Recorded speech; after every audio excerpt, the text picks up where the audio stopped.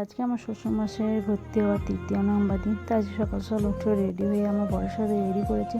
আর এখানে নিয়েছিলাম 2টো দই আর ওয়ারেস। তো এটা আমার শ্বশুরমশাই খাওয়ার জন্য। আর এখানে রিপোর্ট আজকে আসার কথা। আজকে একটু ভয় কাজ করছে, কারণ আজকে জানতে পারবো যে কী অসুবিধাটা হচ্ছে। আর এখানে আমার বোনের ওষুধগুলো নিয়ে নিয়েছি, কারণ আমার বোনেরও খুবই ফিভার এসছে। এখানে হাতে রিপোর্ট আমরা পেয়ে গেছি। রিপোর্টে আছে যে লিভারটা একটু ফেটে একটু ইনফেকশন হয়ে গেছে। সেই ইনফেকশনটা কমাবার জন্য এখনও 1 সপ্তাহ রাখবে ভর্তি। সেই জন্য ডক্টর বললে আপনারা এখন যেতে পারেন, অসুবিধা কিছু নেই। তো আপনারা একবার করে এলেই হবে। তো এমনিতেও আমাদের চাষটাও আটকে গেছে আমার শ্বশুরমশাই এত শরীর খারাপের জন্য।